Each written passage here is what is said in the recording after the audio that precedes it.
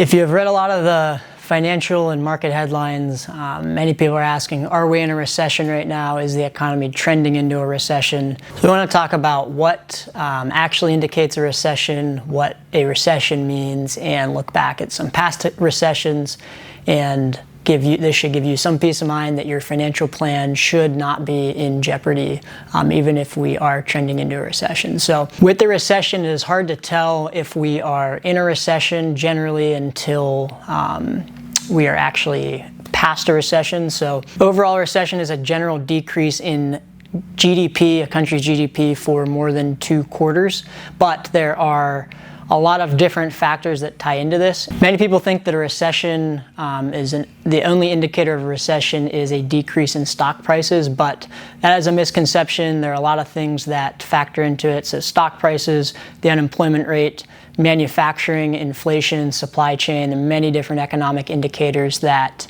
lead to a recession. So let's look back at the last bear market that we saw.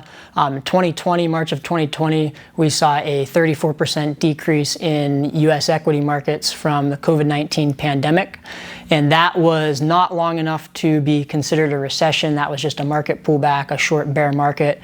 And we saw double-digit recoveries within the next couple of months following March of 2020. Average bear market lasts about 10 months. Sometimes that leads to a recession, sometimes it doesn't. So characteristics of a recession, these will be things like a decrease in GDP for at least 2 quarters.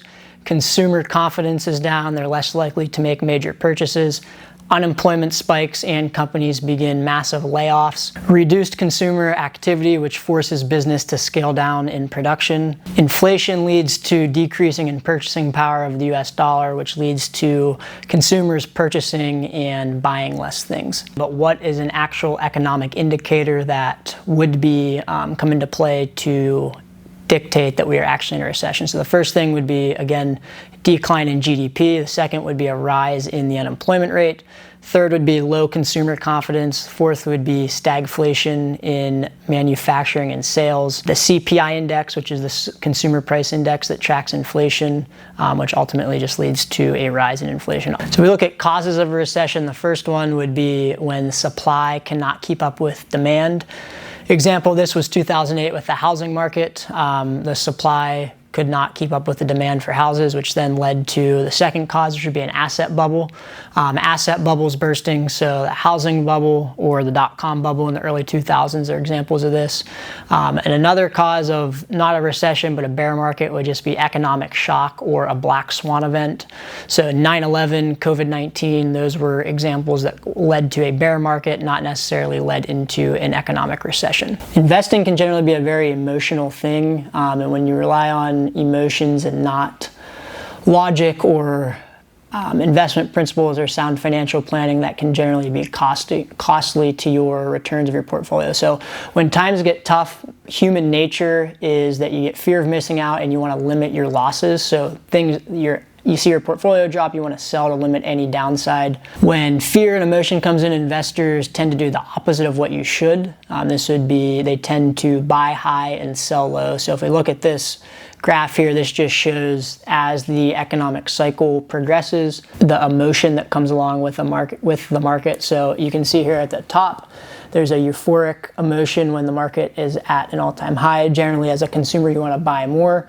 When panic sets in, it's at a low, you generally want to limit your losses and begin to sell, which is the opposite of what we actually want to do as an investor. Many investors like to mitigate their losses and sell when markets hit an all-time low, but looking at historic averages, there generally tends to be a very rapid increase in rate of return in equity markets following a bear market or a 20% decline. So this chart is going to look at the worst days, months, and 3-month periods of the S&P 500 since 1950. So if we look over here on the right side, we'll look at 2 examples. One would be January of 2020 to March of 2020.